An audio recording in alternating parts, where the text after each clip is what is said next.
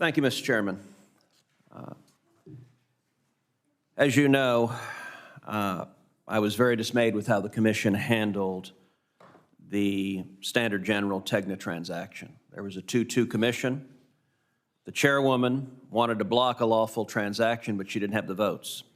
So instead, she skipped a commission-level vote and directed the FCC's Media Bureau to do her bidding.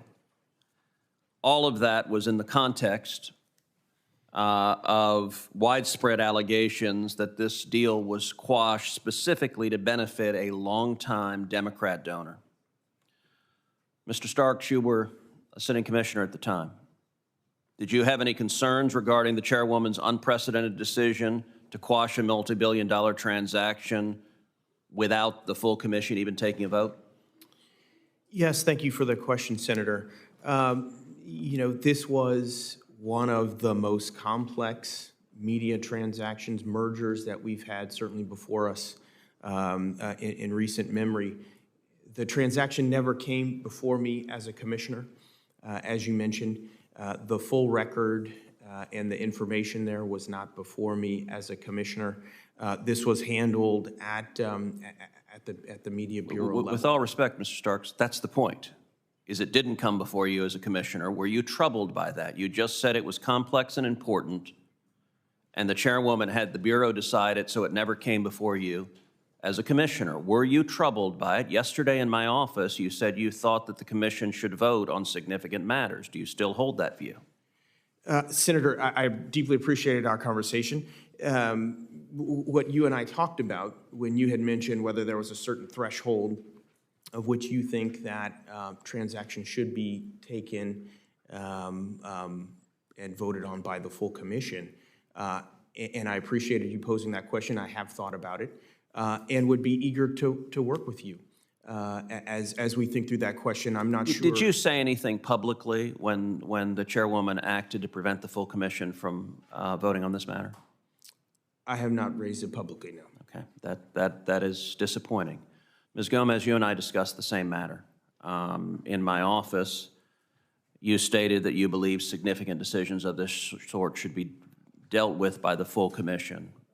Is that still your position? Thank you, Senator. And yes, we did discuss this in your office, and again, I appreciate your time, especially so late in the day when we had that conversation.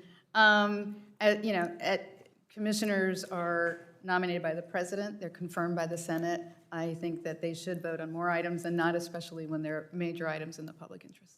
So will you commit, if you're confirmed as a commissioner, that you will not sit quietly by and allow a matter of this significance to be decided at the Bureau level without the commissioners having a vote?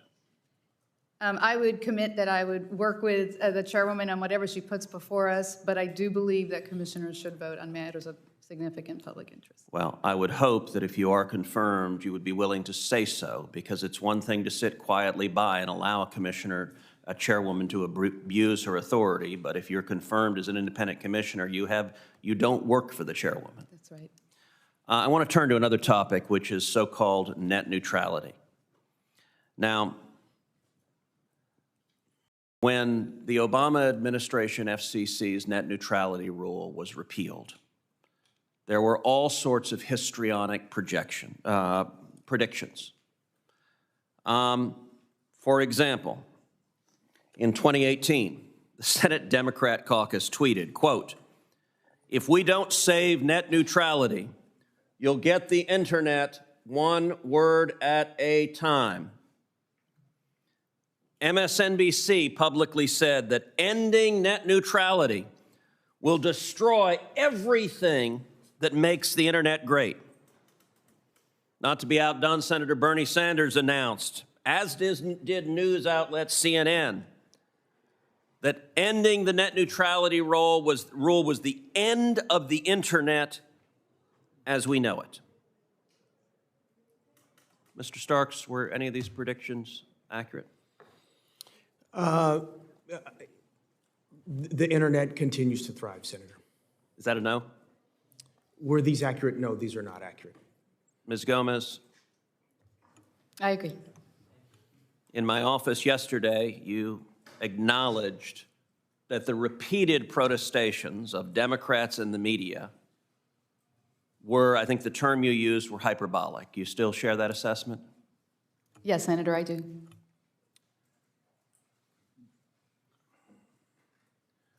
One of the alleged harms was that the internet was going to slow dramatically.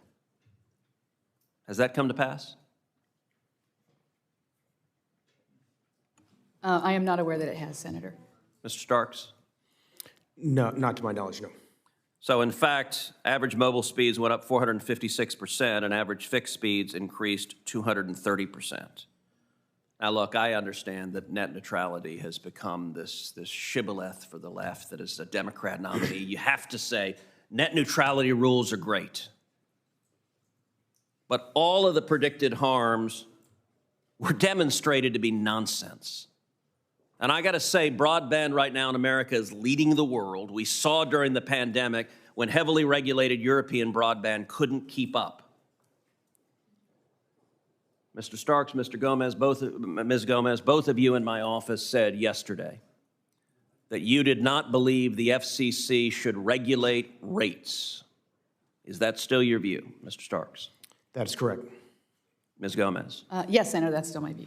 Mr. Carr, what would be the harm if the FCC asserts the power to regulate rates and to turn the internet essentially into a public utility that is controlled by the federal government?